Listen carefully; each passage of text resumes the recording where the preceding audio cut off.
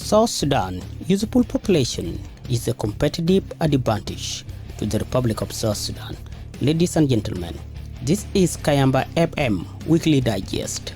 We'll be looking at the usable population of South Sudan and how the nation can leverage its young population as a competitive advantage in the region and globally.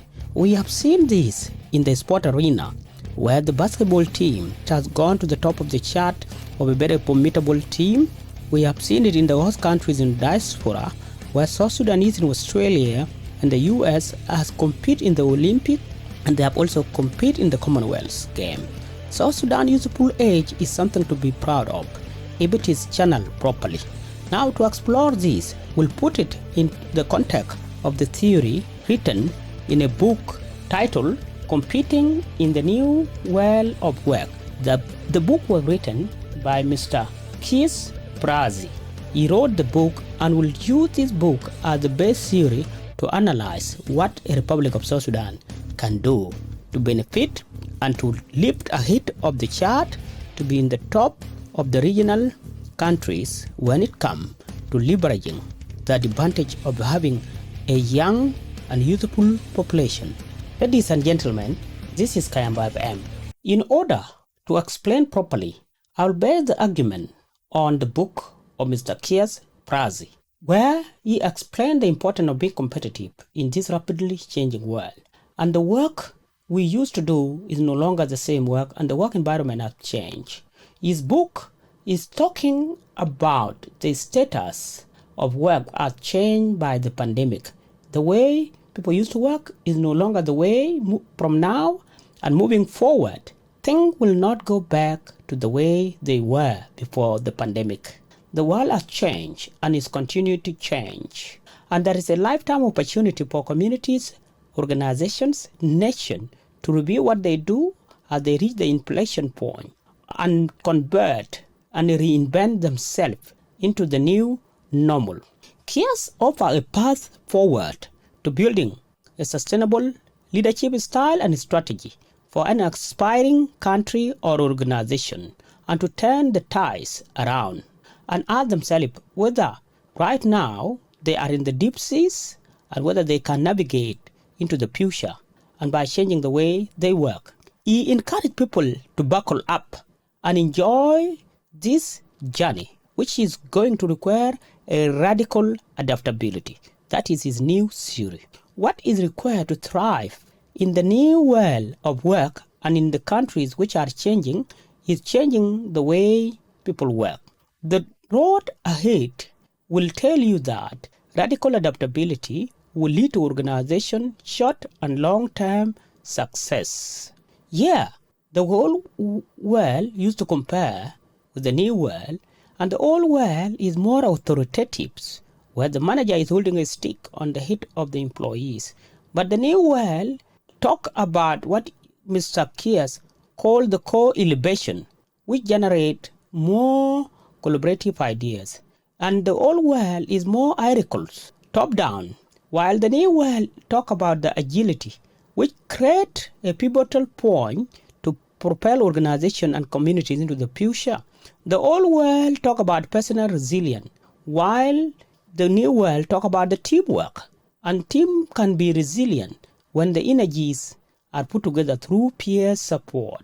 The old world react to change, which lead to people and organization, communities being caught off guard. But in the new world, it requires people to actively pursue change, which it is always ready to act when the time comes. The old world prioritizes the core businesses, which ultimately make it a risk-based. They avoid risk. The new world has a bit of a risk appetite. By being innovative, and reinvention is going to be the new normal. Organizations and nations that don't reinvent themselves will perish. The old world focuses on talent management, but in the new world, it focuses on flexibility, the theory which I'm very passionate about. Now, Mr. Ferrazzi called this a Lego block workforce. The Lego blocks in the old world is a mission focus, while the new world require organization to focus on the purpose, It is a purpose-driven, and decisions are based on the purpose that bring people together. The new order requires collaboration through inclusion of everybody. Collaborating through inclusion is all about embracing the possibilities of remote, virtual, and hybrid teamwork communities that are driven by innovation moving forward. There are 5 high-return practices which Mr. Keith talked about. The practice of co-creation through co-innovation. In the high-performing team, nation, and societies, the future is always bright as they create dynamic and constantly changing workforces which are interdependent and creating team members that have accountability, and the results are driven by purpose, by helping one another. You talk about breaking through the silos by teaming up. That is the old way. What you have co-creation rolling in your team, it is time to reach out beyond your team to draw others to find a concrete solution to our biggest problem. Your team is no longer who report to you in the new organizational chart, but anybody inside or outside the organization that might have to help your organization to move forward. Because people are not required to work with you. They can work remotely and to adapt a leadership style of serving, caring, and sharing. The hybrid teamwork for inclusion and crowdsourcing is the new normal. The day of top-down strategy are over. Now, the entire communities and organization use a virtual communication tool, and the policies must be flexible to encourage innovation and network among the employees. Now, a deeper end of external partnership is required. Not only should you deepen collaboration at every level in your organization, tapping into customers and suppliers and partners has never been easier than now. Expand your personal network by collaborating with coaches, people who can mentor you.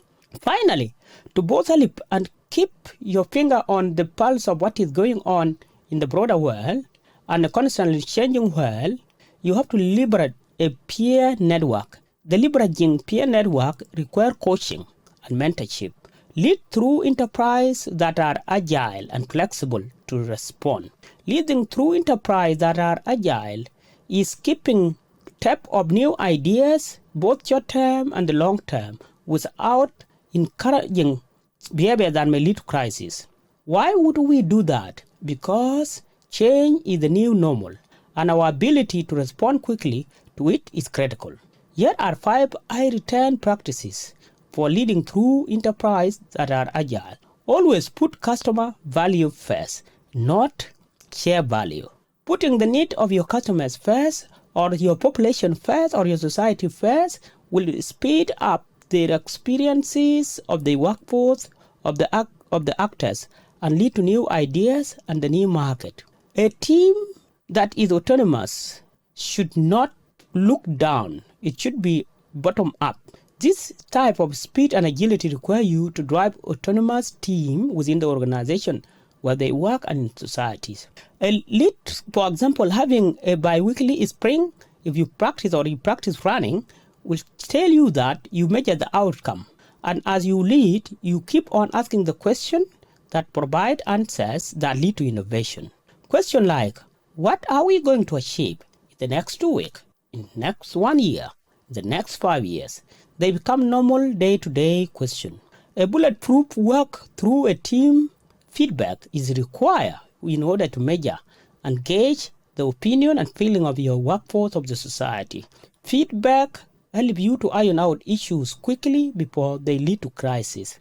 Encourage your team members or members of your organization or society to challenge themselves or risk being brought into a crisis point. Now, the scale to sustainable innovation is critical. Finally, as a leader, you have to ensure that your leadership team itself are true to themselves and are agile. This would allow agility to find place in the team and within society. Society that can respond quickly, promote team resilience, one for all. We are there for each other. When we promote resilience within the team, we challenge ourselves in what we can do to support one another. Rather than being a sole actor, we don't act in silos. We act collectively and promote diversity and overcome a diversity. Here are 4 high return practices for going into agile team. Diagnose your team resilience. How can they cope with the new change? A team that is resourceful, that is compassionate, that has empathy, humility, and vulnerability, productive perseverance, generosity, gratitude, and positive intent is required in every society and community. Nurture these qualities and you'll have a high-value team. Employ high-return practices for supporting team resilience. There are plenty of things you can do to support your team resilience and work together in one community, being close niche. Resilience is seen among the sport players. Providing positive feedback to your team help them to reevaluate and change and challenge yourself and one another. Show that you care for whom you are responsible for. Enforce things like break time, take a break, reflect and think. Co-create solution for acute stresses. The current world is very stressful. Things are changing a lot and that leads to stress. You need to measure pressure point, fatigue, isolation, and lack of health routine. This can break your team. Make sure you identify which specific stresses are acute to your organization, to your nation. For the youth are currently getting stressed. Mental health become too prevalent among the young people. It is something that needs to be addressed. And cause of stress and anxiety, young people can easily break down. Being able to function in spite of stress and anxiety is critical. Ensure that the leaders, the management, whether you are CEO, whether you are a politician, that you engage with your people. Have an honest talk with people you lead. For leaders who are MPs, have your offices open. An open door policy can help your team and can also help your constituency. Addressing behaviors directly rather than avoiding them. You need to have an foresight of things before they happen. And this is what we normally refer as radical adaptive by Mr. Keith. They do this by developing foresight that proactively find early change signal and allow the organization to respond. A society must respond. There is no more iron fist management or leadership in the current world of technology. You can easily detect threat and therefore change quickly before you are overcome by change.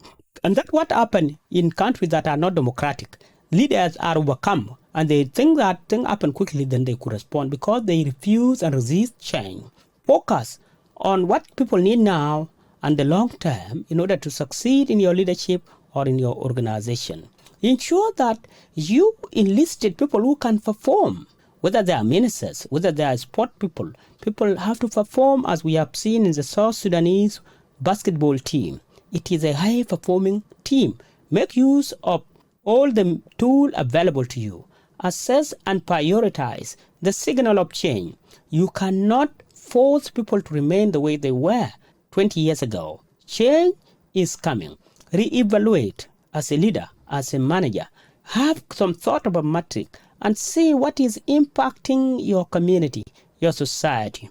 A high signal should be an urgent attention. For example, in the current Republic of South Sudan, there are people who agitate for change. Youth are restless. That is a signal. Respond and plan possible scenario for the betterment of the nation and the community. By creating plan for possible scenarios, you help create non-biased situation. Foster a culture of continuous learning where the nation continue to adapt. By following the advice layout in Mr. Ferrazzi's book, you'll be helping your community, your nation to go through change and the turbulences ahead. Do not allow things to run out of control in the nation. Then you will fail, whether it's an organization or community. Foster the culture of continuous change and future-proof your nation, your community, your organization. Future-proofing is a thought of business model that is applicable everywhere by learning through experimentation and having a vision that propel the organization, the community, the department forward. Here are 4 practices which Mr. Keith recommends. And as a theory, you have to look forward how your nation, your community, your organization will be in the future. Your changes you see in the short term are usually a step-by-step process to the long-term changes. Therefore, be ready. Change is no longer linear. There's nothing linear. It has to be dynamic. The processes have to adapt. Look into 2 years, 10 years. What is desirable position for your industry, in your nation? Identify technologies and poised for exponential growth. See what will change and change your politics, change your development and change agenda, change the way you practice law and order. Change. Technology is causing change. And therefore, things like blockchain were not heard of 20 years ago. Now is becoming a new normal. Look into it, zoom into it, and look into the thing that will dominate and change rapidly. Technology is becoming the order of the day. It will disrupt and the future state will change. And there are always 1 or 2 impact national project, local project, a nation, a country can undertake. And those are called legacy projects in the world of politics. Create communities that are craving and craving for change. The best time to lead a community or a nation is now. Is where the change is easy to make, because people are yearning for change, because they are at the state of discomfort, and that is when change occurs. Build a Lego block, workplace and communities that can dynamically adapt. We have seen a lot of things changing.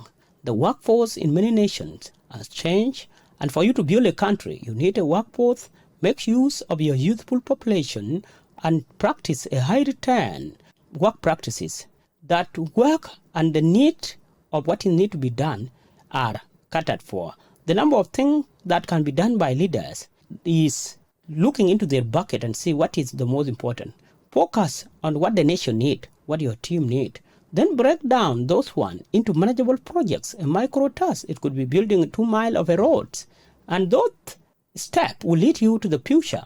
Take your stock and look at external resources. Make use of your diaspora, your business partners, the friendly nation.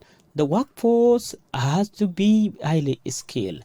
There are always signals that tell you things are not working in the nation. First of all, look at the current technology. Augmentation technology is going to be the new normal in the workplace. Employment will be shared with the robot system, ecosystem from internal on one end to external, where people work collaboratively. The borders and boundaries will be limited, are being broken down. There are 3 other signal and dial that you need to look at as a leader, as a manager. The present, now, from in person on one end and working with robot on the other end.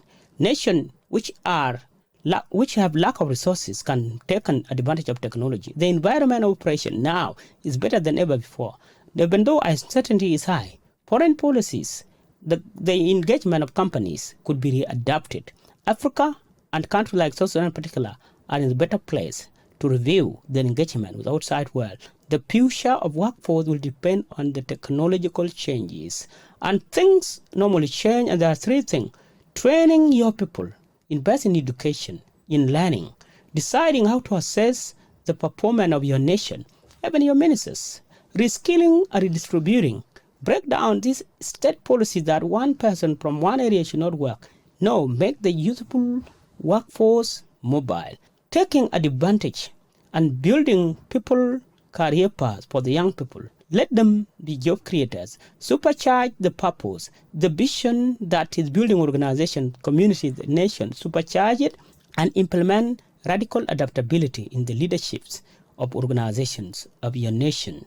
Everywhere you look at, there is change. It is imminent. It is how to practice, how to change your current practices to adapt to change within your team and organization is what will dictate whether you succeed or fail.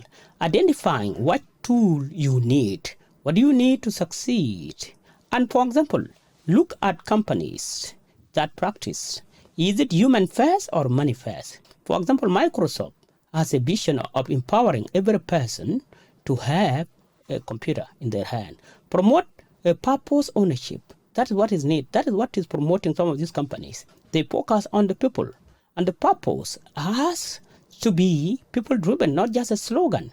It has to be lived out, a purpose that is reflected. For example, if you look at Microsoft, their purpose is to reach the life of customers through technology. And that's why every single house has somehow a bit of piece of gadgets either owned by Microsoft or by Apple. If it is the best to buy for the person, are you focusing on the people or are you focusing on the profit?